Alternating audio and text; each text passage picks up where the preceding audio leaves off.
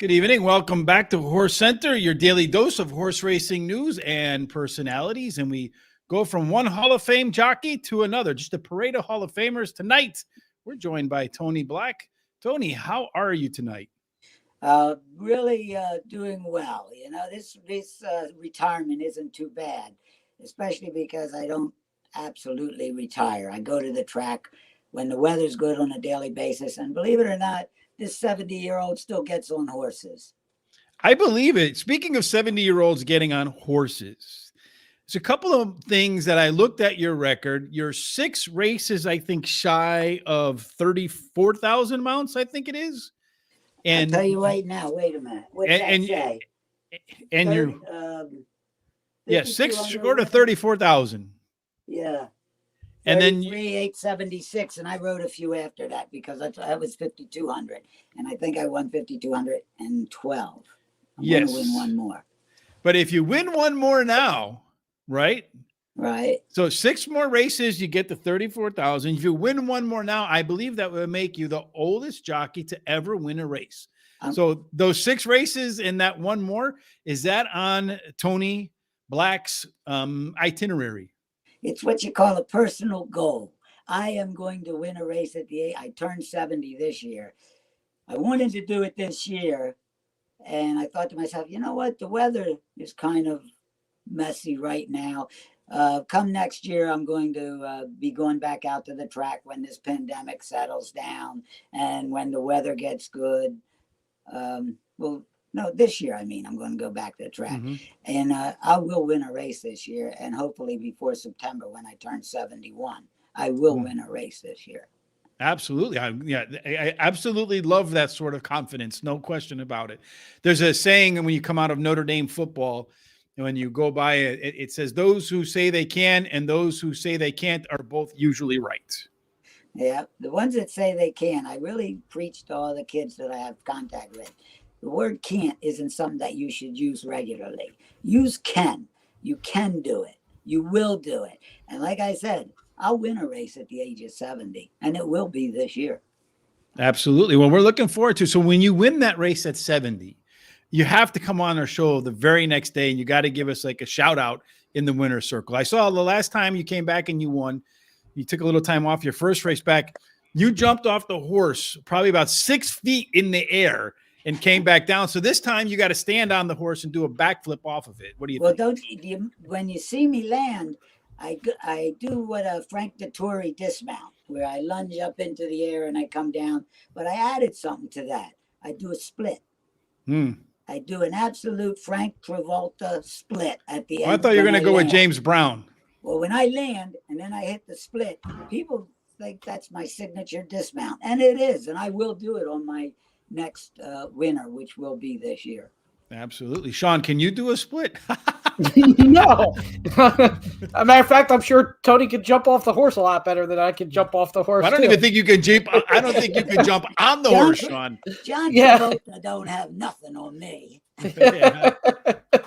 So I put it wrong on the socials when I said retired jockey. Tony Black is not retired at all. He's coming back.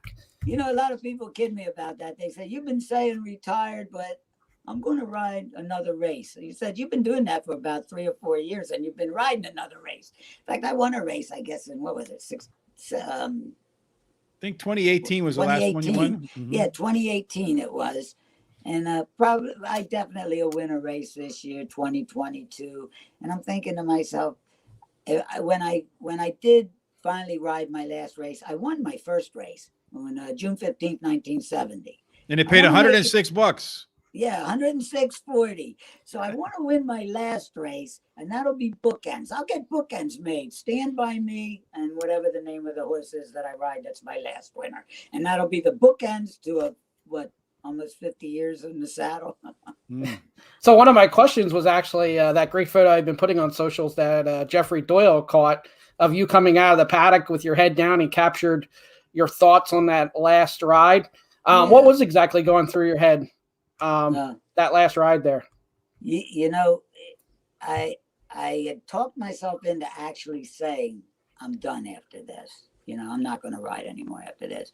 And it hit me when I'm leaving the paddock. I got a leg up from the trainer, And I'm leaving the paddock on the horse, and I'm thinking, this is unbelievable. I'm going to walk through this paddock on a horse one last time. And all of a sudden, the reality of that hit me.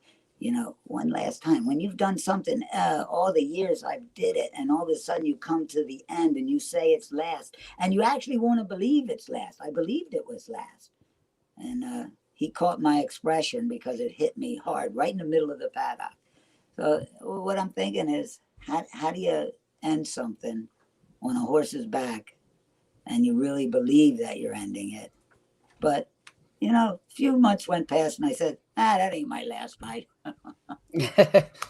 Another question I have, we had Jeremy Rose on last Monday, and I actually forgot to bring it up. Jeremy Rose was a big influence to Trevor McCarthy, and Trevor McCarthy stayed with Jeremy Rose. Now it's the other way around, too. Jeremy Rose was saying how much of a big influence you were and how tremendous you were towards the starting of his career. Yeah, he was one of those kids that you meet as a young kid, and you're a journeyman, of course, and with a reputation. And I remember he rode his first race. I believe it was at Delaware Park, and I was down there for the Delaware meet, and I was, where I used to go because of the slot money was available down there. And I met him, and he was the kind of kid you could walk up to and say, "Hey, Jer, I watched what you did here. Maybe you should think about not doing that, or maybe you should do this." And I talked to him. Plus, he was a wrestler in high school. And I'll never forget, he was a state champ, he was Pennsylvania state champ. I won districts and regions, didn't win states. But I used to get on the floor and wrestle with him in Delaware Park, and boy, our knees would be banged up and elbows, and then we'd go out and ride. And I thought to myself, man, I don't want to mess with this state champ, but I can teach him something when it comes to riding. Mm-hmm. And he was willing to listen. He was just one of those kids that you could talk to, and you never thought he was just listening because I had to. You knew he was listening because he wanted to, and he wanted to learn. And I was so proud of him way before he won the Derby and the Preakness and the Fleet Alex, because he was just a good kid. And I'm so glad that his career has gone in the direction it's going in. He's a first-class rider. Another question I have, when you're a kid and you're watching horse racing and stuff, what aspect, like how much, I know it's totally different, but what are you thinking, like after you've done the sport, like how much different does it look on TV now that you've done it? You know exactly what's all, like what a different aspect I'll never get. What's the mind frame there? You look at riders and what they're doing, and you're looking at the video, the running of the race, and you do see it differently. But the one thing you don't want to be as a jock that's done it all those years is a jock that's overly critical. Oh, well, why didn't you do that? Or, oh, geez, that jock's making a big mistake. Yeah, I don't believe in doing that, because I know what it is to be out there and have to split second think. And I also know what it is that when you're riding. Everything isn't always cerebral out there. It's instinctual. You move on instinct. It's not a strategy. Strategy goes by the wayside as soon as the gates open. So, I understand what riders do out there. Sometimes it's instinctually right, and sometimes it's instinctually wrong. Mm-hmm. Jeffrey Doyle wants to know, who was your mentor? I'll tell you, there were some old riders. Then the one that took me under his wing, the first old rider took me under his wing, was an old rider named Chris Rogers. And, he had some success and rode many winners. He was near the end of his career. And I'll never forget, I was riding at Liberty Bell. And he was the kind of old rider that, didn't show a lot of compassion, but he'd give you the benefit of his experience. And he walked up to me one day and he said, and he had the cigarette hanging out his mouth. And, "Hey, kid, next time you do something stupid like that, I don't want to be behind you." I said, "What's that, Mr. Rogers?" And he, went and took me. He saw I was willing to listen. So Chris Rogers was one of those guys. And another one was, Phil Grimm, another guy that didn't talk to you and pat you on the back and smooth, talk to you and smooth you a little bit. He's just come right out and say, And this is what kids had to be in that day. I'm talking, this early 70s, early 70s. He said, he'd come up to me. He says, when you go to do this, switch sticks, don't put it in your mouth, the stick in your mouth. He says, because somebody will come through and knock the stick right out of your mouth, and maybe a few teeth will come out with it.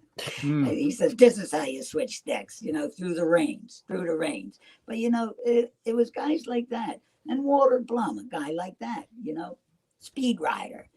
I'll never forget one day he said to me, he says, you rode this horse last time. He says, you get left on him twice. He says, but I'm on him. I'll show you how he breaks today. I'll never forget the horse. Come out of the gate. Walter was in front and won the race. I'm thinking, how do you do that? He says, well, you sit chilly in the gate, son, and you shut your mouth. And if you need help, you call for it one time, But these were the old guys, they didn't pat you and smooze you and say, oh, geez, son, we'll teach you how to do this. They said, hey, dummy, you want to learn? I'll teach you. If you don't want to learn, don't bother me. But that's how you learn. In those, what would you say, more rougher days, if you will, or less polished days? We'll go with less polished. When there was someone who didn't want to listen, how did they keep peace in the jocks room? Well, you know what? Eventually, that young guy that didn't want to listen didn't last long. And you could spot him a mile away. And I actually learned how to spot those kind of kids. And I would try to help any kid as an older rider and a kid come into jocks room.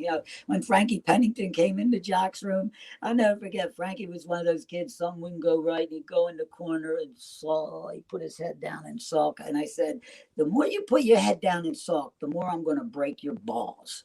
I said, you come back, you look at what you did wrong, evaluate the thing, and get better.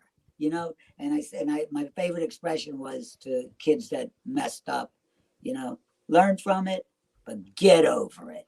Get over it and go ride the next race. You know what a jockey athlete has to do? You might ride 7-8 races a day. You screw the first 2 up or the third one up, or you rode 2 good ones, 1 bad one. What are you going to do? Dwell on the one that you rode bad and mess up and think about that one and maybe mess up the next 2? You have to get over it. I told these young kids, get over it, go to the next one. I even did that with my older kids when it came to their athletic, wrestling and basketball and everything. And they'd come home and think things didn't go just right. And I'd say, what's my favorite expression? Tone, what's my favorite expression? Mike, what's my favorite expression? Pete, get over it. That's your favorite expression. I said, well, learn to say it and learn to do it. Learn to live it, for sure. My football coach used to tell me, don't think, just do. Yes, do. Just do. So you said that when you had a bad race, you had to get over it. But there had to be one race when you lost it, and you had to think to yourself, damn, I wish I had done something a little bit different on this one, because at one point you tied a record of 9 consecutive wins in a row.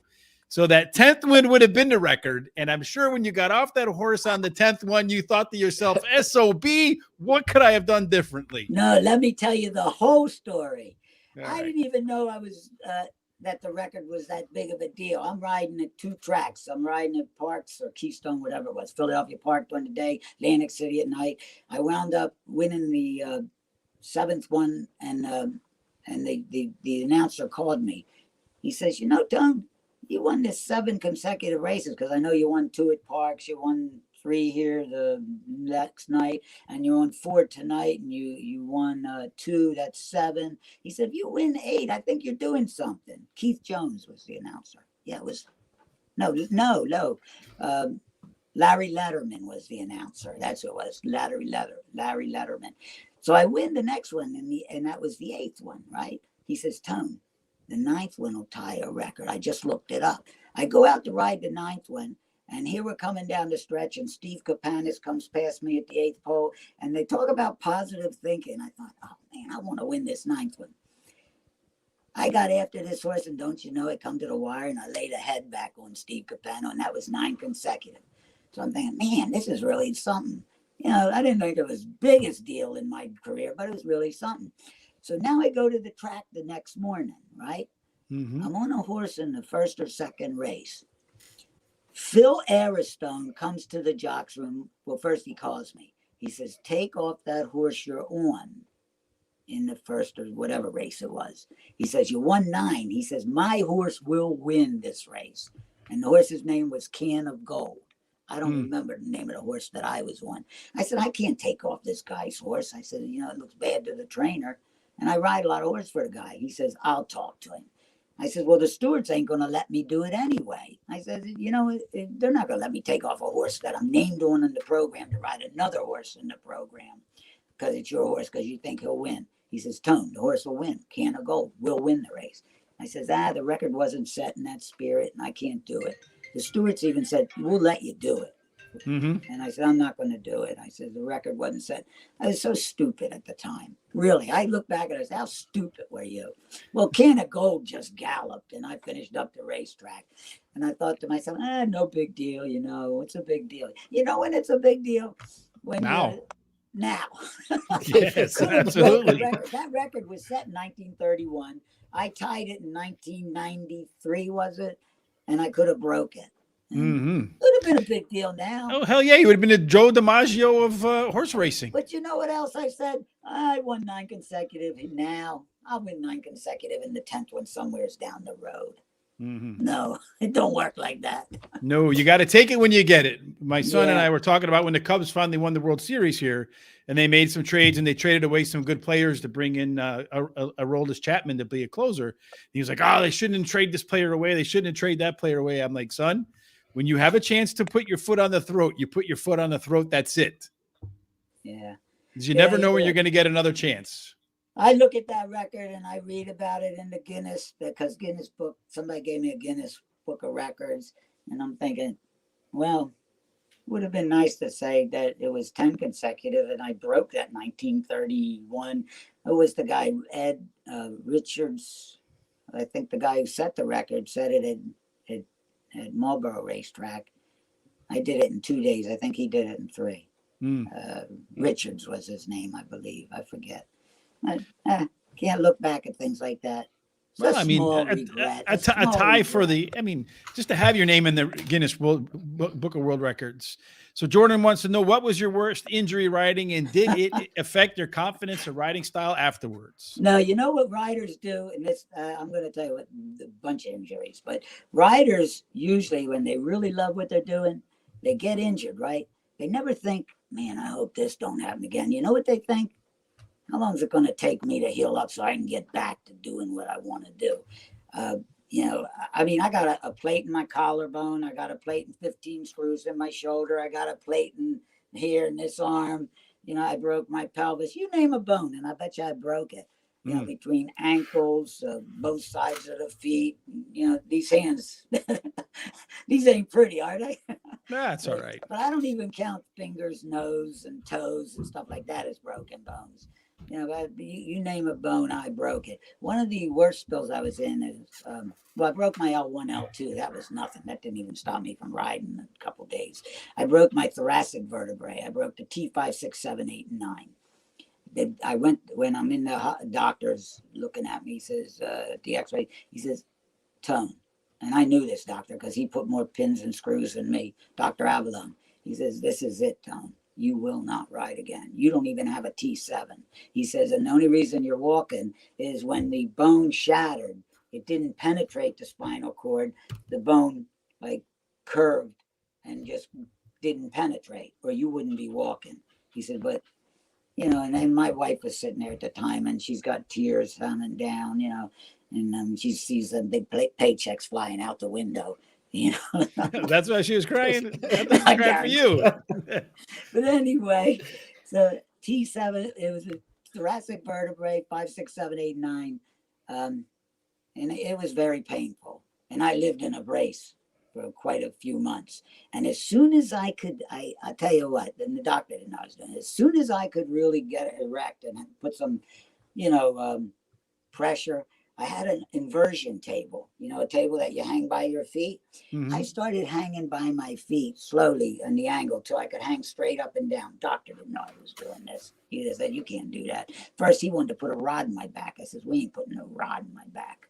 He says, well, if you can get erect, we won't put a rod in your back. So I didn't put a rod in my back. So anyway, I'm hanging upside down, and I learned how to work out with the weights, light weights, upside down.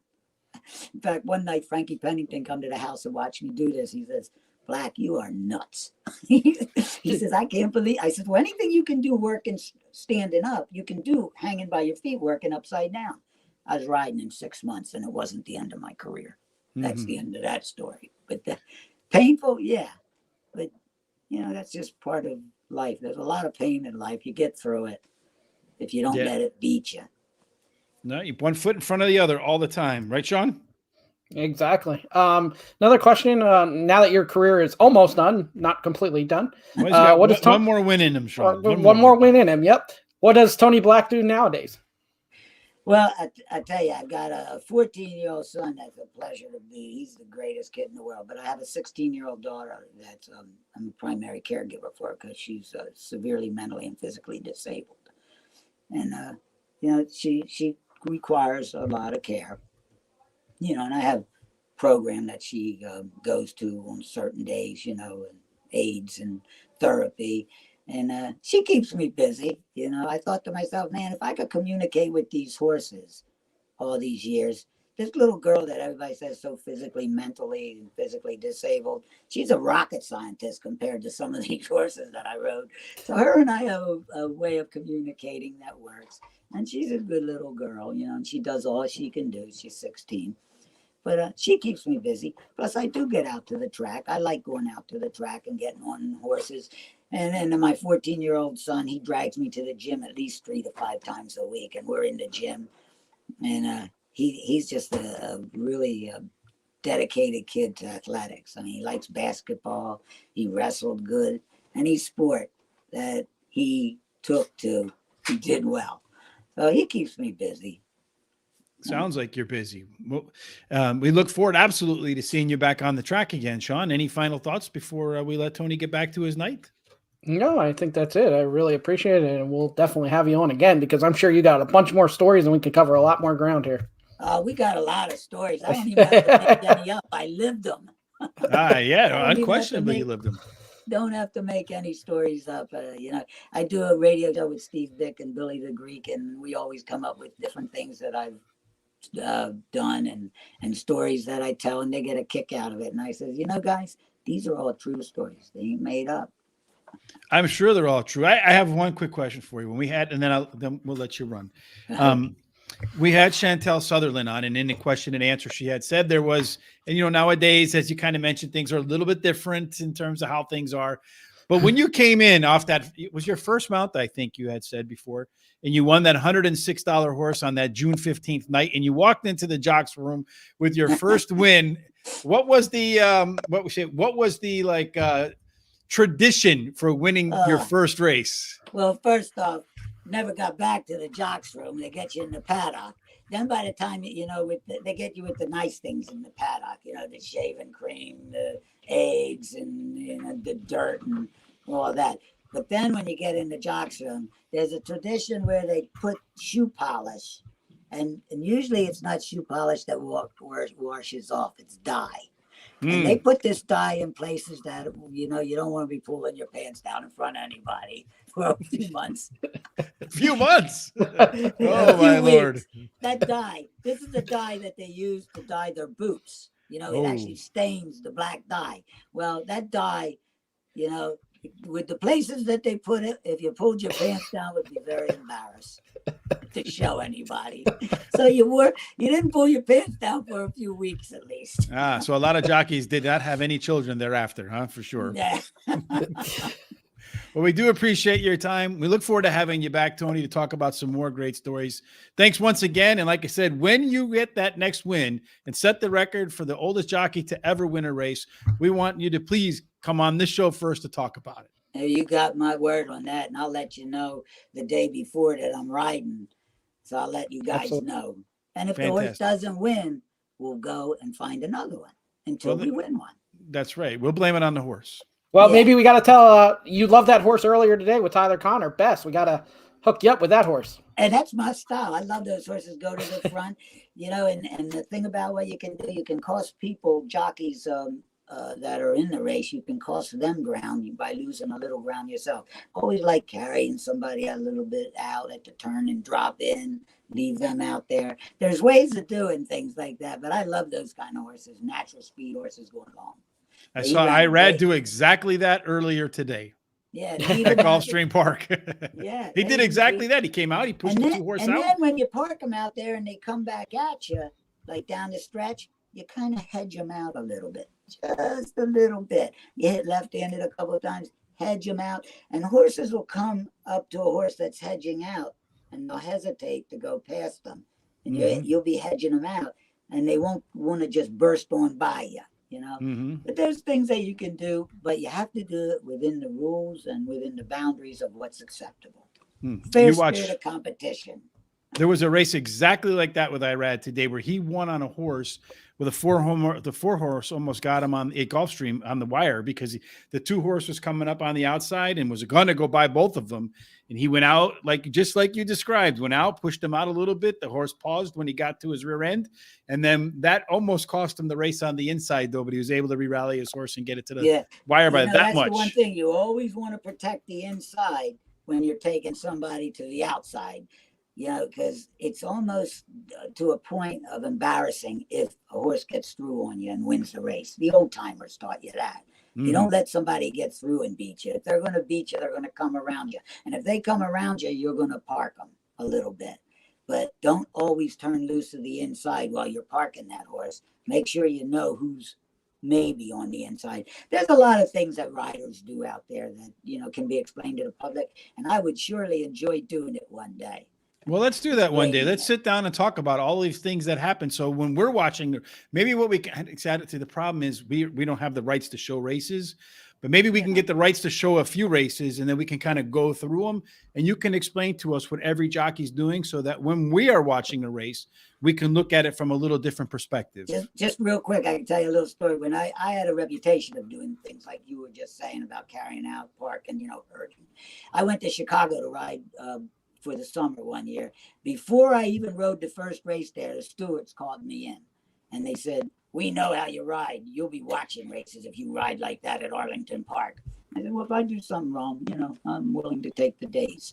Well, I never got days at Arlington Park. But one day, I'll never forget, we're going down the backside and there's two horses on the inside, three horses on the inside of me. And the horse on the rail went to his knees, almost got dropped. So, of course, the stewards called me in. They said, "You were the outside horse. We knew you caused pressure. And you almost dropped that kid. And we're gonna, you know, take action against you now." We're in the movies. And they said, "We can't see it on the video doesn't show exactly how far you came over. But you came over and we know you caused the trouble. But we can't prove it by the movie. But we know." Don't you know, and I'll never forget this, Pat Day, he stood up. He says, "Judge, I was behind the incident." I'll never forget what Pat did. He says, "Mr. Black never came over astride." He says, "The third horse out came in, not the fourth horse. He caused the problem." Pat Day stood up. And I thought to myself, for as a competitor like he is, to stand up and save me from really getting, you know, busted. They're going to give me 30 days. They're not going to give me 7.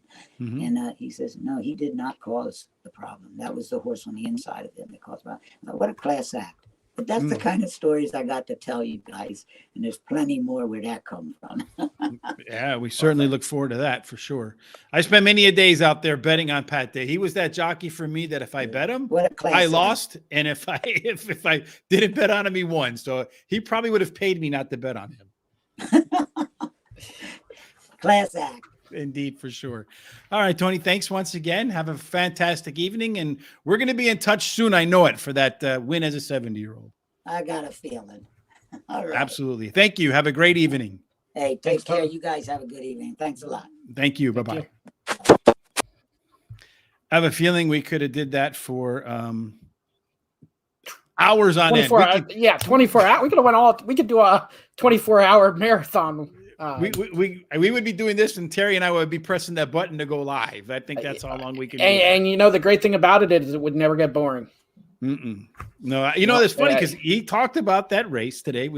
He talked about taking horses out, and I forget what race it was. I think it was race number. There was a second. I think it was race number 7. Yeah, it was race number 7 at Gulfstream. Go back and watch the replay on race number 7 at Gulfstream and tell me, because what happened was Irad got the better of the 4. And you know, when you're coming down the stretch, usually once you get the better of a horse on the outside, that horse tends to fade, right?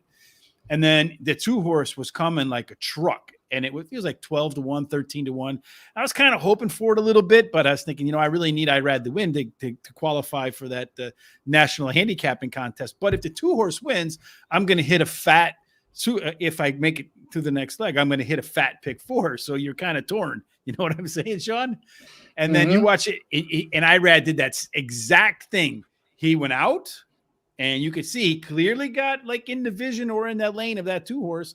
That 2-horse paused, and when that happened, that 4-horse almost came back in. But go back and watch race 7 today at Gulfstream and see if that's not exactly what he was talking about. Yeah, yep. Race number 7. Yep. And is that exactly what happened, Terry? What Tony described there? I mean, exactly. Well, the great jockeys, they great at anything. They all can do that. Where, right, like he just said, if they can't prove it on video, there's nothing they can do. So. I read not rats. What does that mean? I don't know. Right. Any luck with Raymond DeStefano? We're trying to get that one done. That's another one that might take 3 days of interview. Yeah, we're in touch. It would take multiple interviews, so we'll see how that goes. But we're in touch. Yes, it's kind of like our T-shirts. It's forthcoming. When we don't know, like Sasquatch, eventually, Shawn, it will be here. But let's talk a little bit about some of the horse racing news today. Is the butterfly? Are you familiar with the butterfly effect, Shawn? I've heard of it before, but no, I'm not. A butterfly flaps its wing over there and a hurricane comes over here, that sort of thing. You're familiar with that, right? Yep. So a butterfly may have flapped its wing in the Bob Baffert barn today as a horse. Barossa switched from the Baffert barn. It's going to run in an allowance race and maybe later on move its way back into some Kentucky Derby contending races. Do you feel like, Shawn, this is the beginning of edit, copy, paste the story over and over and over again from now till the time the Kentucky Derby qualifying is over?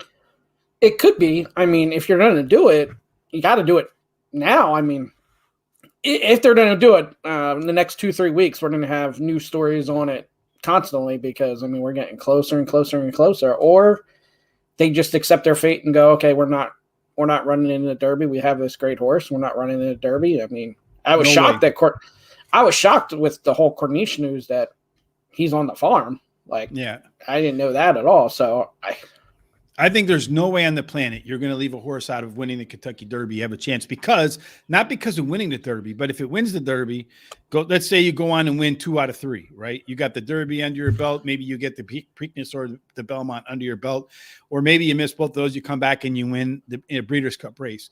Those stud fees are going to be through the roof. If he doesn't win any of those, then you're not going to get that money. And there's big, big, big money in that stuff, Shawn. And I don't think rich people don't leave money on the table, Shawn.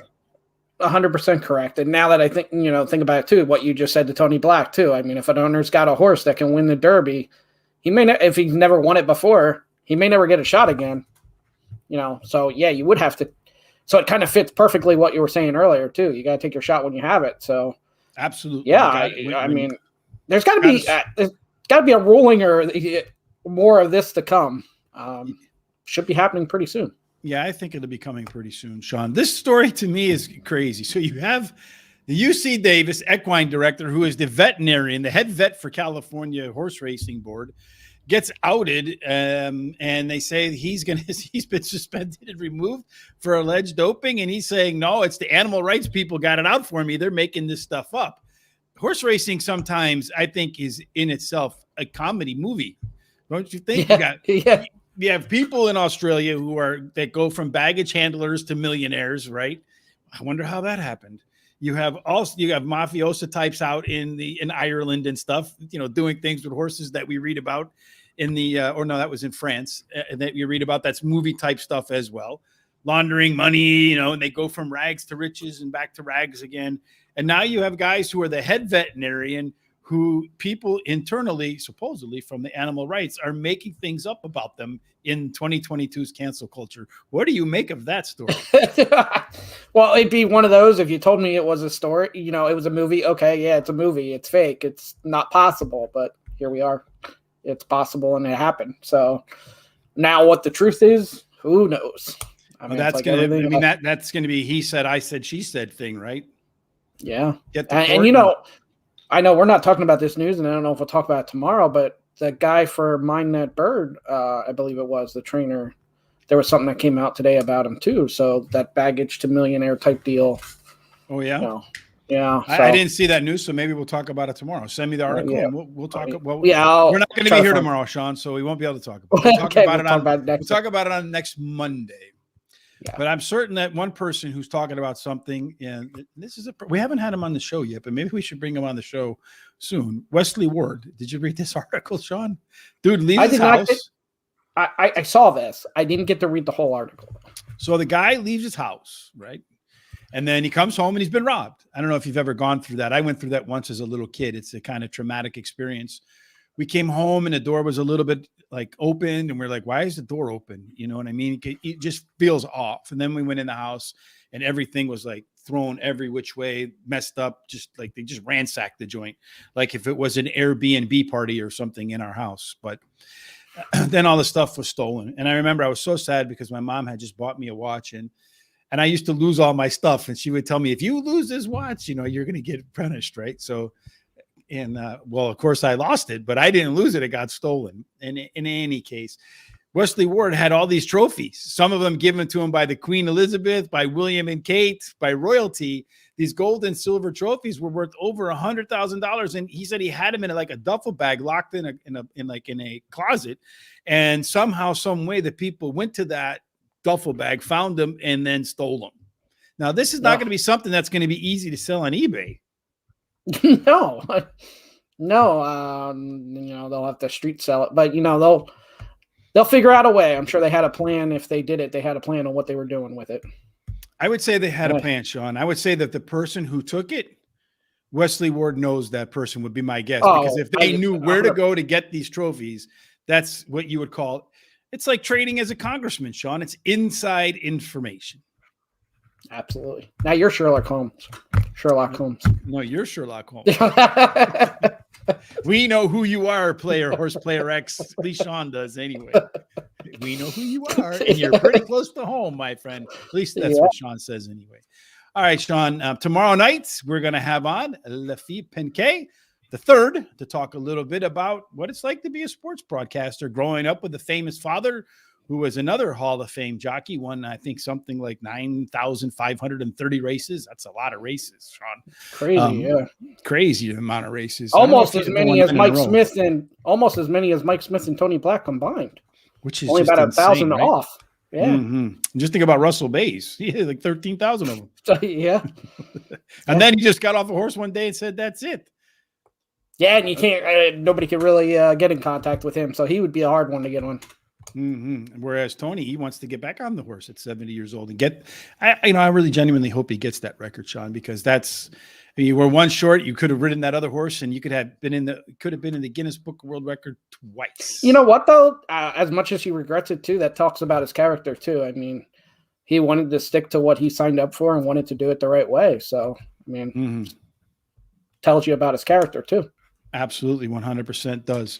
Tomorrow, Terry and I will be back. Hopefully, we can do what we did today. I think I had the hot dog. Both of us had the prime rib pick four. My best bet won. I think the pick four paid like $190. It was like $370, so it's like $185, 50 cents. Yeah. So we had that both ways.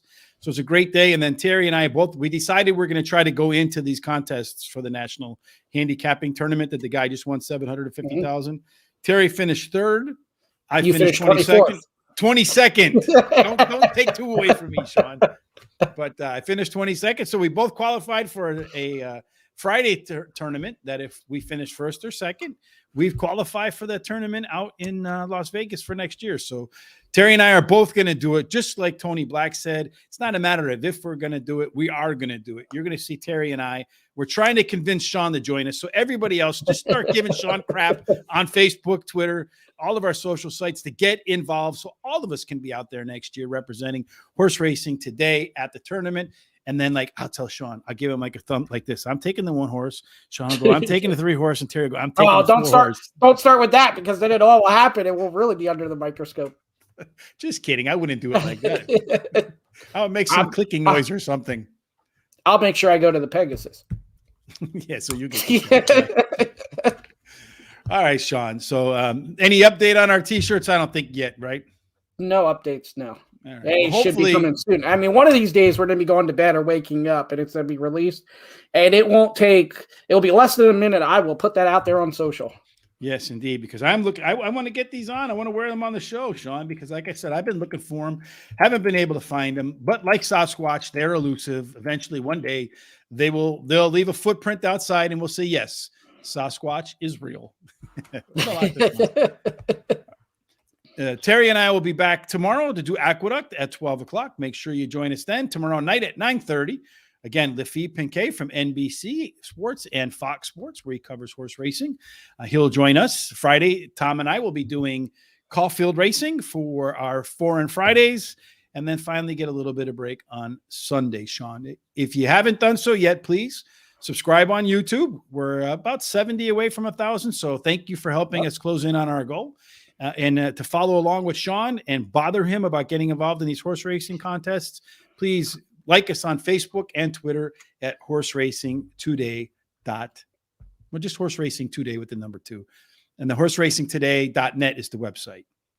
Yep. And also updating one of our guests, CC Perkison has Prince Ali back in Turf Paradise, and that horse will be running Friday again. I'm not sure what race, but I'll be putting that on social too. So last time it hit at a live price. So I think it was 7-1. It went off that. Yeah.